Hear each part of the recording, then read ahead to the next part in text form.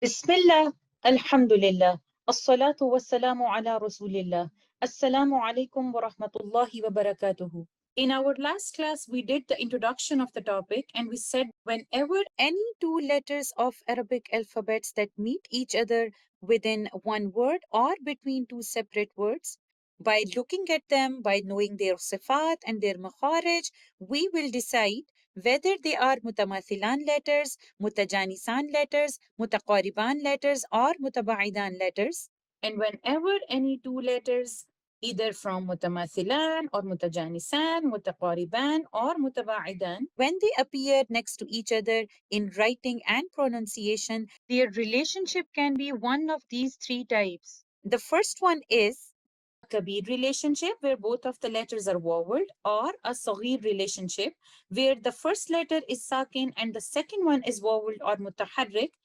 And the third relationship is where the first one is mutaharrik or voweled and the second one is sakin. This is called a mutlaq relationship, and the rule to read is always idghar. And when letters appear in a Saghir or Kabir relationship, we will learn whether to read the first of the two letters clearly, or is there any possibility or requirement to merge the first letter into the second one. And today, inshallah, we will begin with the first category of letters, and that is mutamathilan. Mutamathilan letters share the same makhraj and have all the same sifat. That means they are two identical or two same letters. And let's see some examples here where we can see mutamathilan letters appearing next to each other within one word or between two words. We can see in the first example, حيث ثقفتموهم, where mutamathilan letters, and in this case letter tha, are appearing next to each other between two words. In this example, you can see اذهب بكتابي, letter ba in the first word and the letter ba in the second word, they appear next to each other between two separate words, and we will call them mutamathilan letters.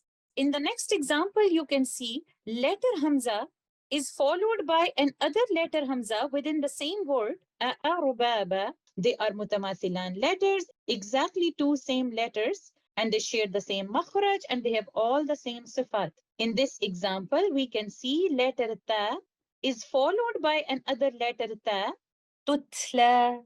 And because they are two identical letters who share the same makhraj and all the same sifat, they are mutamathilan letters within the same word. Mutamathilan letters can appear in one of these three different relationships. The first one is Kabir relationship, and Kabir relationship is the one where both of the letters are voweled, and we can see in this example, حيث ثقفتموهم, letter tha in the first word is a dhamma, and the letter appearing after the first letter tha is also letter tha, but in the next word, and this letter tha has a fatha. Now, these two identical letters are in a Kabir relationship, and we recite them with idghar clearly like this. حيث ثقفتموهم. Mutamathilan letters can also appear in a Saghir relationship, where the first letter is sakin and the second one is mutaharrik, and we can see in this example, اذهب بكتابي.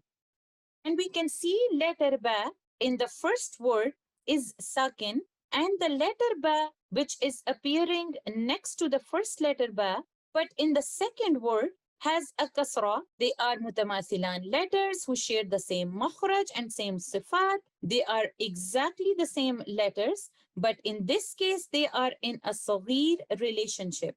And when mutamathilan letters appear, where the first letter is mutaharrik or it has a vowel, and the second letter is sakin, and we can see in these two examples, tutla, ahyayna, where the first letter ta has a dhamma and the second letter ta has a sukun. This relationship is mutlaq, and exactly like this we can see in this example, ahyayna, where the first letter ya is voweled and the second letter ya is sakin.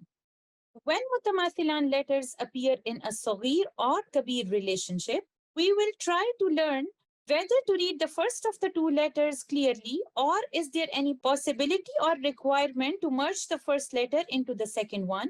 But as for the third way, where the first letter is mutaharrik and the second one has a sukoon, the rule to read is always idhar.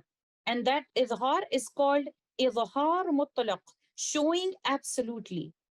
Now we will begin with al-Mutamaathilaan al-Saghir relationship, or a small relationship of two same or identical letters. When Mutamaathilaan letters are in a Saghir relationship, whether within one word or between two separate words, the general rule is idgham. However, there are some exceptions to it. Let's discuss the general rule first, and inshallah, then we will see the exceptions. We can see in the first example, yudrikkum. And you can see there are two letter kafs in this word. The first one is sakin and the second one is mutaharrik or vowel. Here we can see mutamathilan letters appearing next to each other within the same word. And the first letter kaf will be completely merged into the second letter kaf. This idgham will be idgham kamil, and that's why we can see shadda on the second letter indicating idgham kamil, and we will recite it like this, yudrikkum. Instead of doing idhar of the first letter like this, yudrikkum, we say yudrikkum, because the first letter kaf will completely merge into the second letter kaf. We will not give any humps for this letter kaf. So this one is an example of Mutamathilaan Saghir relationship, where the rule to read is idgham, and we call this idgham Mutamathilaan Saghir. In the next example, we can see first letter ba is sakin followed by a mutaharrik letter ba. In the next word, we can see mutamathilan letters in a saghir relationship between two words, and shadda is an indication of idgham kamil, where the first letter ba, which is sakin, will completely merge into the second letter ba, which is mutaharrik, and we will recite it like this, idhab bi kitabi. We will not recite it like this, idhab bi kitabi. We will not do any qalqala for the first letter ba, because then I am reciting the first ba with idhar, and this is I need to avoid, because here in mutamathilan letters I have the conditions of idgham, and this idgham is idgham kamil. So no hams for kaf, no qalqala for letter ba. The first letter will completely merge into the second one. There is no characteristic or sifa left from the first letter, and we will call this idgham mutamathilan saghir. And also remember that idgham mutamathilan saghir can appear within one word or between two words. However, there are some exceptions to this rule where you will find letters in a saghir relationship, but instead of doing idgham, we will do idhar. And the first one is when the letter waw or letter ya appear as a mad letter and they are followed by a voweled letter waw or a voweled letter ya. We do not do idgham in this case. Rather, we read the mad letter with maddu tabi'i, although the first letter is sakin and the second one is mutaharrik, because the makhraj of the mad letter waw or the mad letter ya is from jawf. They are jawf letters, whereas non-madya or non-mad waw are not coming from jawf. We will recite the first letter clearly with maddu tabi'i, and there is no idgham in this case. And we can see some examples here. Alladhi yuwaswisu. And I am reciting the first letter ya, which is in a mad condition, which two counts of stretching of maddu tabi'i, and the second letter ya, which is mutaharrik, and this is coming from the middle of the tongue, and I will recite it clearly like this, alladhi yuwaswisu. And exactly like this, the first letter waw is in a mad condition. I will recite it with two counts of stretching of maddu tabi'i, and the second letter waw, which is in non-mad waw, it is coming from the circling of the two lips. So I will recite both of the letters clearly like this, amanu wa amilu. So this one is the first exception of Mutamathilaan Saghir relationship. And the second exception is in Suratul Haqqah, which is 69th surah, ayah number 28 and 29. when you are going to join the two verses together, because if you are reciting it normally, where you are stopping at the first ayah, which is 28, and then you are going to recite ayah number 29 after taking a new breath, of course, you will recite both of the letters with idhar, and that is perfectly fine. But if you want to join the two verses together, there are two possible ways. The first one is idhar, and the second one is idgham. So if you see in ayah number 28, you can see the word maliya, and the last letter here is letter ha, which is sakin, and ayah number 29 starts with a letter ha, and this letter ha is mutaharrik or vowel. So upon joining the two verses, the first way is to join the two verses together, but there is a sign of sakt, which is a tiny scene on the top, and sakt is a breathless pause. And due to a breathless pause, both of these letters are not meeting together in recitation. Although we are not taking a new breath to recite ayah number 29, but there is still a very small pause in between them. And that's why we will recite them with idhar like this. ما أغنى عني مالية هلك عني سلطانية. So in this case, you will recite both of the has clearly with idghar. The second way is actually idgham kamil, where we will not do sakt. In fact, we will merge the first letter ha into the second letter ha, which is mutaharrik, and this will be idgham kamil, and this is how we will recite it. ما أغنى عني مالية هلك عني سلطانية. So the exception to Mutamaathilaan Saghir will only appear when you are choosing to join verse number 28 with verse number 29. Upon joining, you are following the sign of sakt, which is a breathless pause. In that case, you will do idhar. And the other way, when you are joining the two verses together without the sakt or breathless pause, the idgham will be idgham kamil of Mutamaathilaan Saghir relationship. So whenever Mutamaathilaan letters are next to each other and they are in a Saghir relationship, the general rule is always idgham, but the two exceptions that we have just discussed. Now, inshallah, we will talk about Mutamaathilaan Kabir relationship, or the big relationship between two identical or same letters. So when Mutamaathilaan letters appear next to each other, whether within one word or between two words, and both of them are voweled or mutaharrik, they are in a Kabir relationship. And most of the time, we will recite both of the letters clearly with idhar. Let's see in the first example, letter Hamza is followed by another letter Hamza. Both of them are voweled, and this is how we will recite it. A'arubaba. We are doing izhar of letter Hamza. In the next example, haythu saqiftumuhum. We can see Mutamaathilaan letters in a Kabir relationship, and we are reciting both of these letters with idhar clearly. In the next example, an-nikah hatta. We can see two identical letters appearing next to each other. Both of them are voweled, and we will recite them with idhar. And the last example is within one word, salakakum, where letter kaf is in a Mutamaathilaan Kabir relationship, and we will recite this with idhar. So most of the times when Mutamaathilaan letters appear in a Kabir relationship, we will recite both of the letters clearly with idhar. But there are some exceptions to this rule where we will apply idgham instead of idhar. The first one is in Surah Yusuf, ayah number 11, and the word is ta'manna.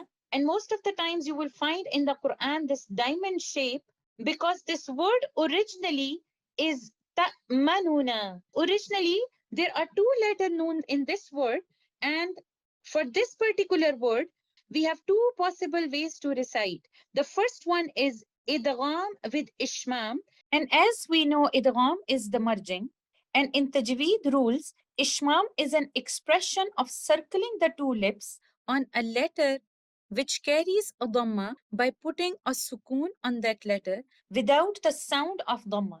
Ishmam only occurs in case of dhamma, not in fatha or kasra, because we are circling our lips. So circling of the lips only occurs in dhamma. And inshallah, we will discuss ishmam in future lectures. But right now, we are discussing ishmam in the context of this word, which is in Surah Yusuf, ayah number 11, where we will recite this word ta'manna by applying the rule of idgham with ishmam. So idgham with ishmam is I merge the first letter noon, which is this noon, where I'm pointing right now. So the first letter noon, which originally has a dhamma, will merge into the second letter noon, which has a fatha. And because of this merging, I will not give the sound of the dhamma, which is oo, which is in this case noon dhamma nu. I will not recite it nu separately. In fact, I will merge letter noon into the second letter noon, and the only thing I will do for the first letter noon is circling of the lips to show that this letter noon has a dhamma, but I will not give any sound of dhamma. And this is how I will recite it. Ta'manna, ta'manna. So this idgham is called idgham with ishmam, where I'm merging the first letter noon that has a dhamma into the second letter noon that has a fatha. I will only pronounce one noon, but I will show the dhamma of the first noon only by the circling of the lips, but no sound of the vowel. And the second way is reciting this particular word with izhar, but with ikhtilas. Ikhtilas means stealing or shortening the time of the vowel. And in this case, we will do ikhtilas on the first letter noon, which has a dhamma. In our way of hafs, we do not do ikhtilas in any other place other than this word, where we will take away some time from the vowel of the first letter noon, and we will recite both of the noons clearly like this. Ta'manuna, ta'manuna. So you can hear both of the letters clearly, the first letter noon and the second letter noon, but I am reciting the first letter noon, which is with dhamma, with ikhtilas. And ikhtilas in our way of hafs only occurs in this particular word. And there is no other place in our way of hafs where we will apply the rule of ikhtilas. So other than the word ta'manna in Surah Yusuf, ayah number 11, there are 5 more words that are exception to the ruling of Mutamaathilaan Kabir relationship, because originally the letters in the word are voweled, but due to ease of pronunciation, the first letter acquires a sukoon and merges into the second letter, and that idgham is called idgham kabir. And we can see those examples written right here. The first one in Surah Al-Kahf, the word written in the Quran is makkanni, which originally is makkanani.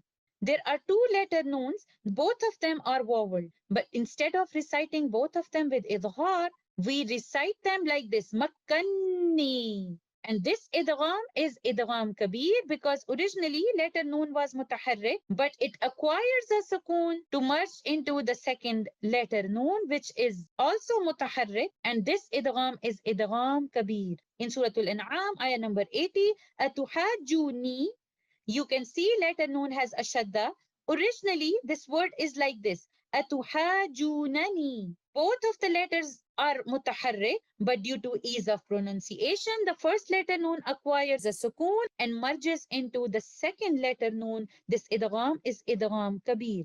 Instead of reciting these mutamathilan letters with idghar, we recite them with idgham. Atuhajjuni.